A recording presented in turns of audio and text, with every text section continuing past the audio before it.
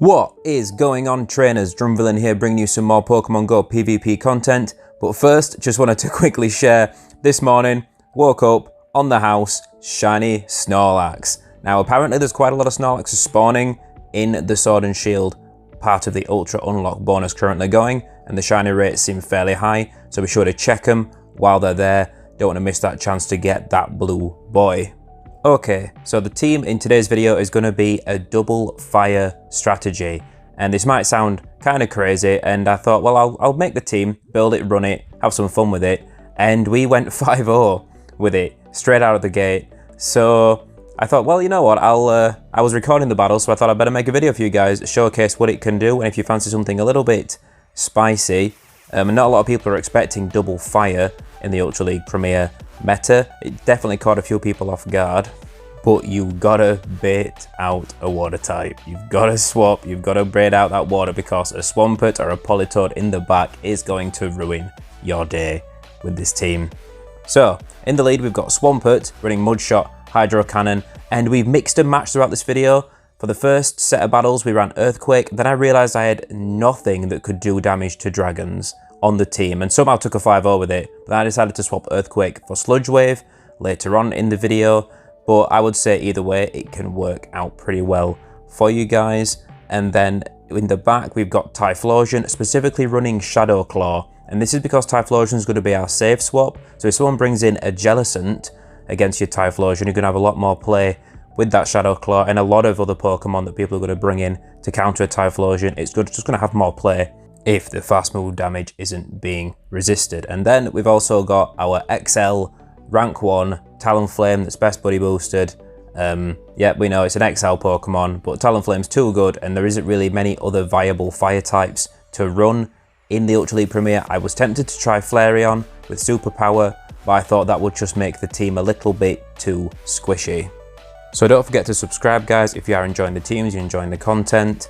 And let's jump straight into some battles.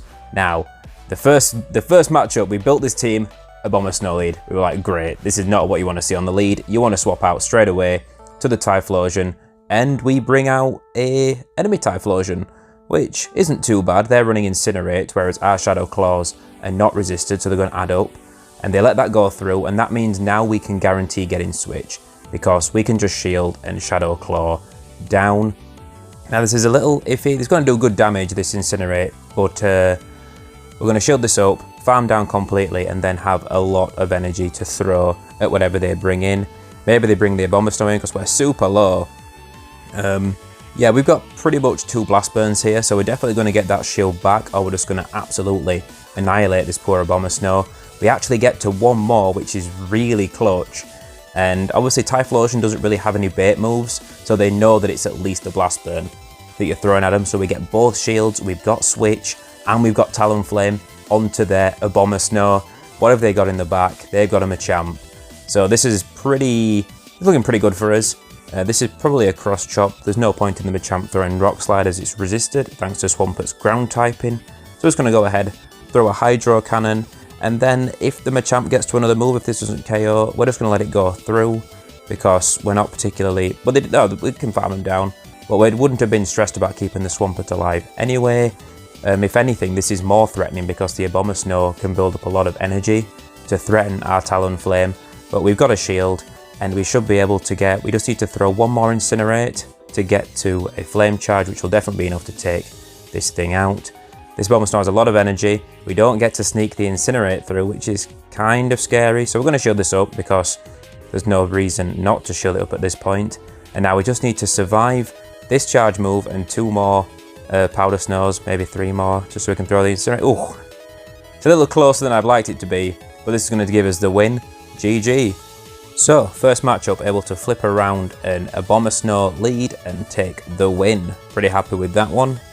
And we're jumping into the next match, and a Galvantula lead is what we're met with. Now, Galvantula lead against a Swampert isn't as positive as it is in the Great League, because Galvantula is a lot more bulky. You see that lunge does good damage. It's not quite 50%, it does maybe like 35-40%, and then obviously the Volt Switches, even though they're resisted, do slowly chip away because it's such a hard hitting move.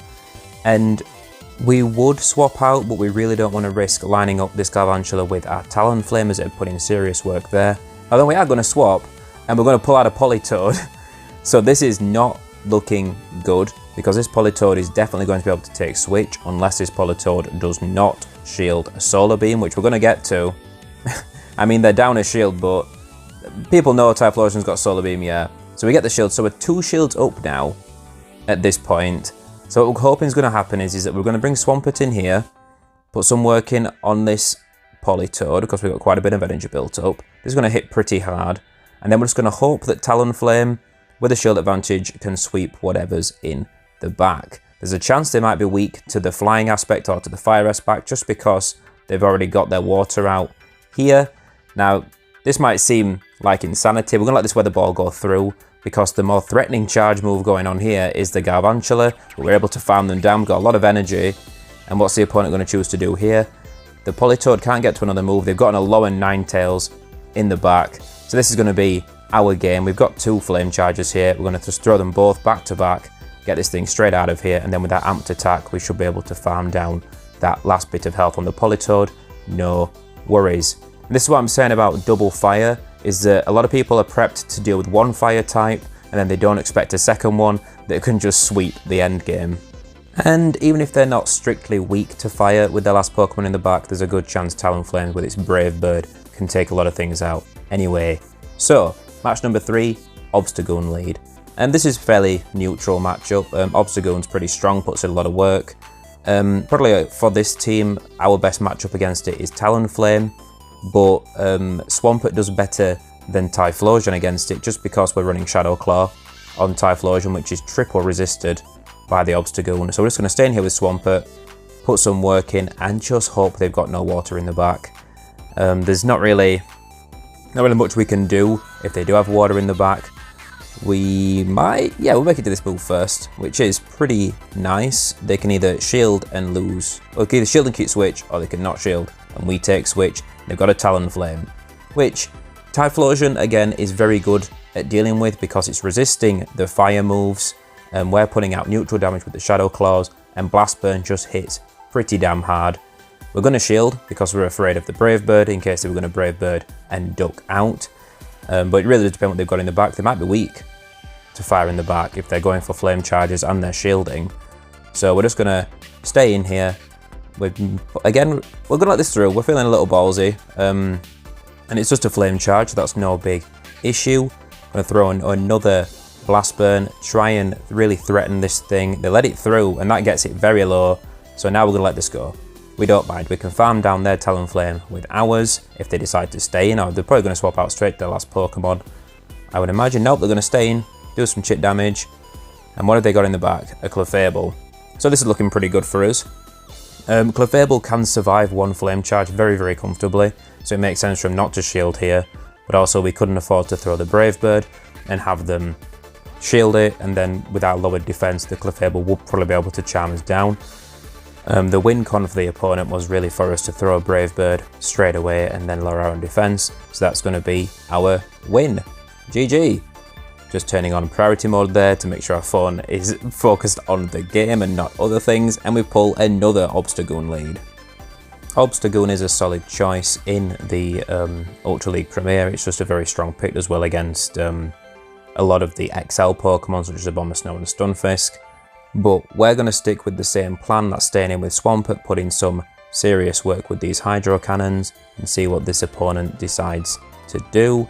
And they're going to swap out and bring in a Clefable, which is brilliant for us because obviously fire resists Fairy, so we can bring in either of them. I'm going to choose to bring in Typhlosion and save Talonflame for the end game. And look how much that Blast Burn does.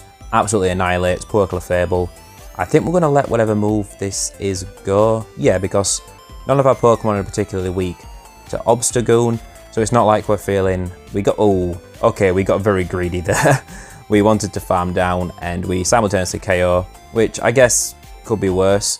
And we choose to bring in Talonflame, they bring in their Alolan Ninetales, so it's all over for them. They concede the match. GG. Very unlucky for the opponent bringing a double charm team and lining up with my double fire team, but very lucky for me. And last match of the first set, and it's a Gengar lead. Now this is a positive lead for Swampert, but all of our team does well against Gengar. The Shadow Claws from Typhlosion really chunk away. The Mud Shots even on Swampert are super effective and really add up. And the Hydro Cannon threatens massive damage. So we're going to shield this because they've built up enough energy for a potential Shadow Ball, and it is the Shadow Ball.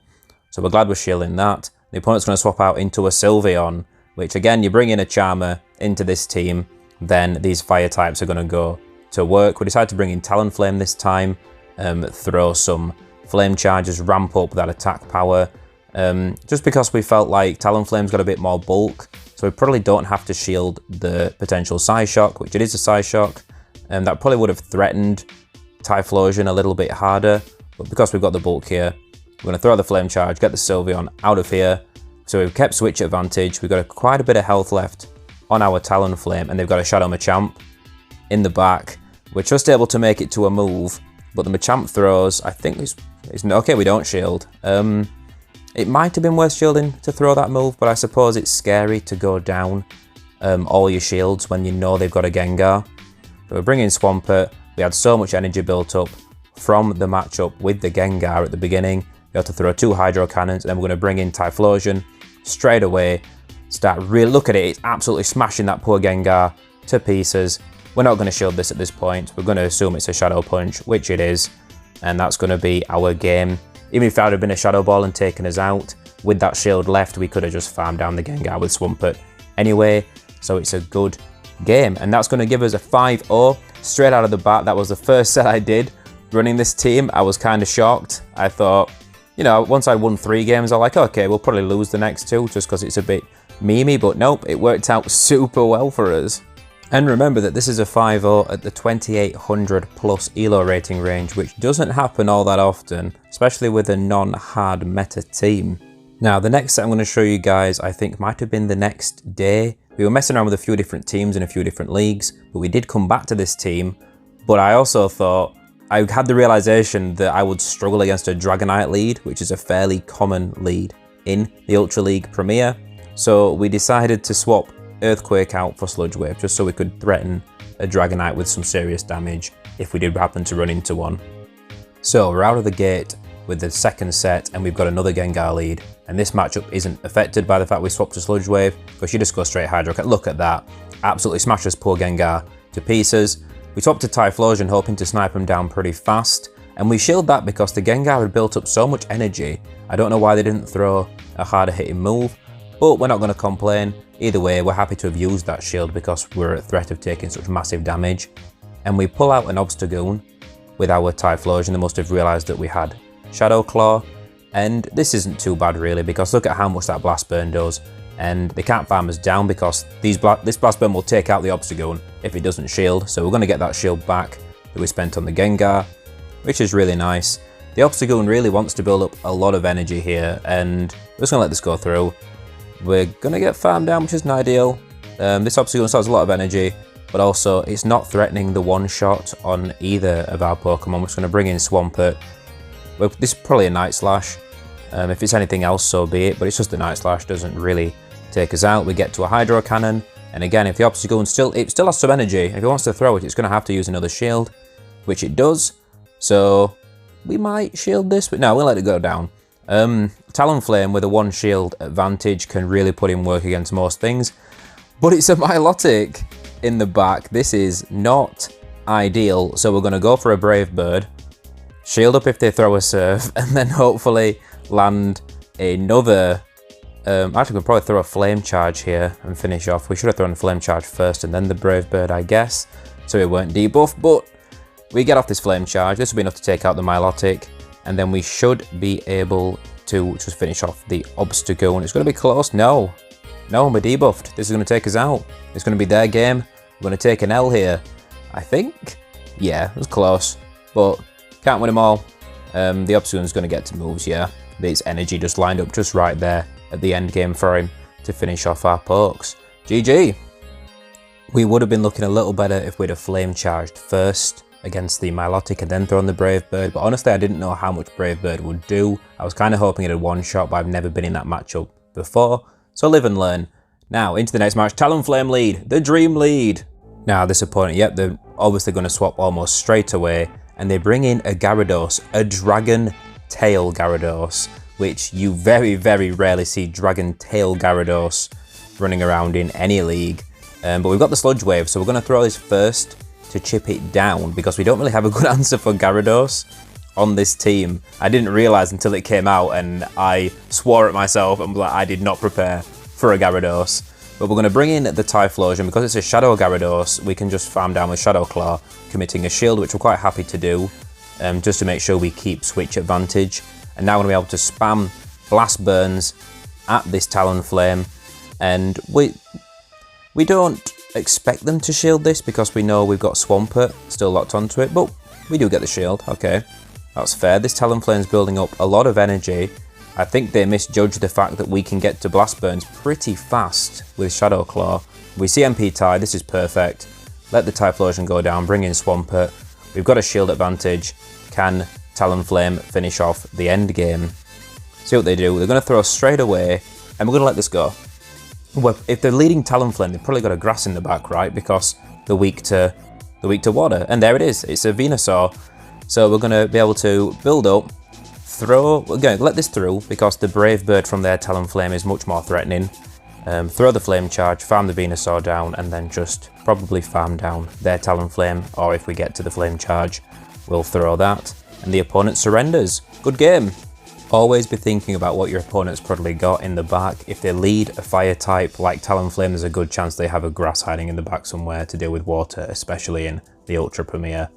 Now, this matchup, Machamp lead, and if this is the match I think it is, that I remember, then this is, I absolutely make a shambles of this game, and this is absolutely how not to play this game. We decide to build up energy, and then I think we swap to Typhlosion, yep. After the Machamp has built up a load of energy, as chances it's a cross chop, which it is, that's nice, because the Rock Slide would annihilate us, but that Machamp has so much energy, and it doesn't even need to throw Rock Slides now, it just needs another cross chop. So we're going to shield this up. But the Machamp's going to get to another cross chop before we get to the Blast Burn. So we've got to invest 2 shields to get the 1 shield worth back with the Blast Burn, or the Machamp can let this go through and have a shield advantage. So we should have stayed in with Swampert, maybe swap to Typhlosion straight away to make them feel pressured to swap. But we should not have built up that much energy and then swapped. They have a Lapras in the back that we see for a split second. We bring out our Talonflame, and they've got their own Talonflame in the back. We got no shields. We're going to eat a Brave Bird for breakfast. That's going to absolutely smash us to pieces. Throw our own Brave Bird to take them out, but now we're debuffed. We can't put it in any work against this Lapras. There isn't a chance. We can't take this thing out. We would have had a better chance, really, if we'd have just stayed in with Swampert against the Machamp. Typhlosion and Talonflame can put in some good work against a Lapras because they can both tank at least 1 Surf, and the Blast Burns do threaten big damage, the Brave Bird threatens big damage. So yeah, that's how not to play a Machamp lead if you see one. So we're going to jump into the 4th match of set number 2, and we get a Surf Edge lead. And Surf Edge lead is kind of scary. Swampert puts on good pressure with Hydro Cannons, but if that thing's running Leaf Blade, it's going to smash us to bits. So we swap to Typhlosion and we tempt out an Empoleon. And this is quite good because obviously we can't have an Empoleon in the back to sweep both our fire types. And we're just short of getting to 2 Blast Burns, and I believe the Empoleon snuck a Waterfall through. And if the Empoleon doesn't sneak a Waterfall through, I think you can just make it to 2 Blast Burns, unless they throw the Hydro Cannon, of course. And the good thing with that is with Shadow Claw Typhlosion, is one of those Blast Burns plus the fast moves will actually KO an Empoleon. So you definitely want to make sure they don't sneak that fast move through, because we would have gotten probably another shield out of them, or we would have got switch advantage, which would have been ideal. Now we bring in Talonflame against the Surf Etched, and we're a little scared of a Brave Bird, but I think that's because I've run Brave Bird on Surf Etched quite a lot in the Ultra League over the last couple of seasons, and not many people run it, but I was afraid someone was going to be, and they've got a Gramble in the back. And it's not ideal that we spent the shield on a Night Slash from the Surf Etched, because a Crunch from this Gramble is going to do big big damage. It's, well, we're already so chipped down by the charms, it's going to take us out anyway. Swampert's going to struggle. Yeah, it's not going to get to a move. That's going to be a good game to the opponent. So 2 very costly mistakes in that match. 1, letting the Empoleon get a waterfall through so we couldn't get off 2 blast burns, and then shielding a Night Slash.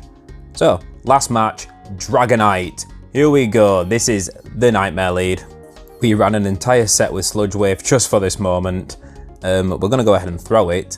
We don't expect the Dragonite to shield. Not many Swamperts run Sludge Wave. In the Ultra League, the most of them run Earthquake. So we get that damage off, and it is good damage.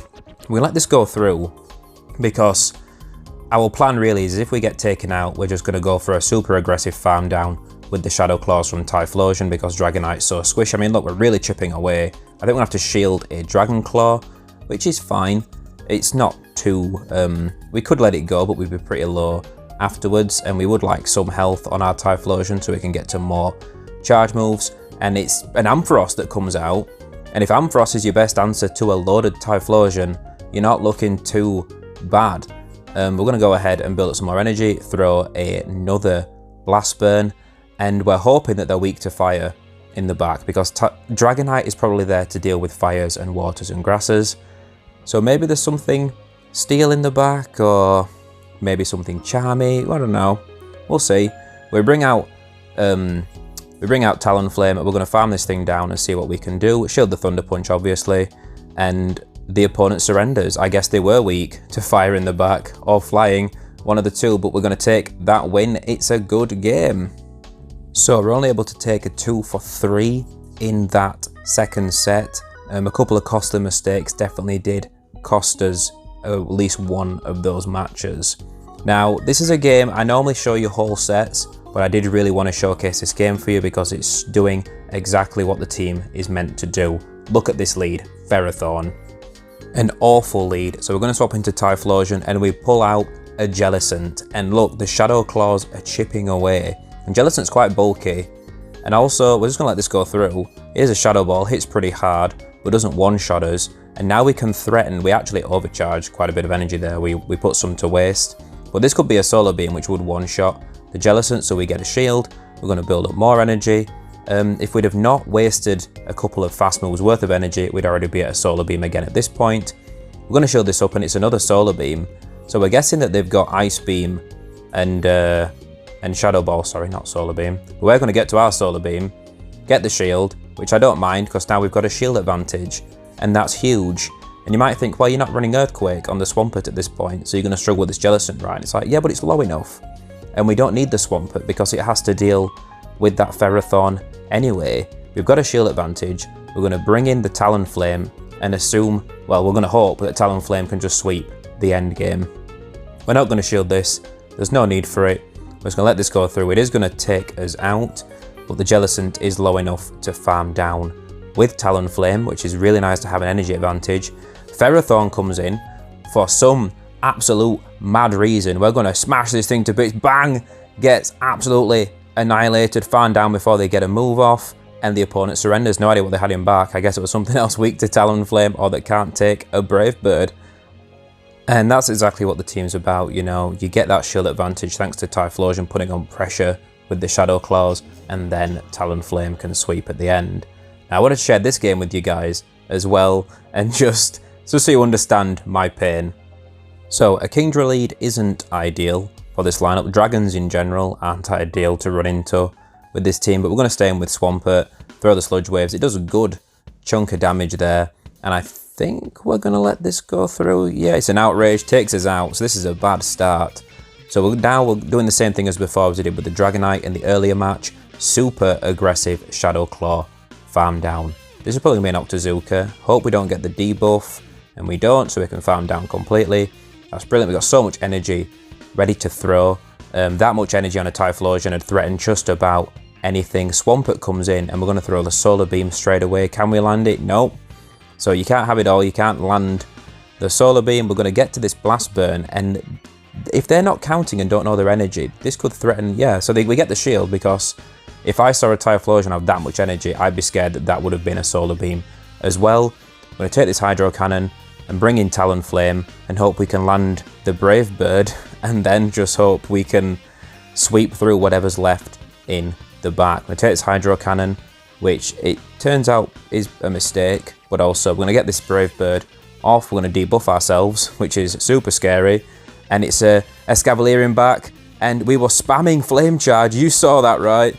I'm going to show you guys this in slow motion. Look at where we're tapping. We're tapping on the button, and then it just doesn't throw the Flame Charge. We throw another Incinerate, so the Escavalier is able to farm us down. If we'd have thrown that Flame Charge, we'd have taken the win. And some might say, you know, you're tapping the button too fast, you over-tapped, which obviously means that the game queues up another fast move and doesn't register the charge move that you're pressing. But either way, that kind of thing shouldn't happen. It's bullshit. I'm a little salty about that loss, and I'm pretty sure anybody would be. It's an awful way to lose a match that was going so badly anyway, and you had the chance to bring it back. Anyway, that's where I'm going to leave today's video for you guys. Don't forget to subscribe if you haven't already. And also, now that the Sword and Shield event is taking place, if you want to take part in Master League and you enjoy Master League, I recommend you get a hold of a Zacian, a Zacian, whatever people pronounce it as. You want to get a hold of one. It's got a pretty good moveset. It's looking really relevant for the Master League, so I recommend you get yourself one of those. And also, good luck if you're out there hunting for those shiny Snorlaxes or those new Galarian shinies that are out. I love a bit of shiny hunting myself, so I'm going to be doing quite a bit this week, I think. And as always, guys, if you're already subscribed, you're an absolute legend. Thank you so much for watching if you've made it this far, and I will catch you guys next time.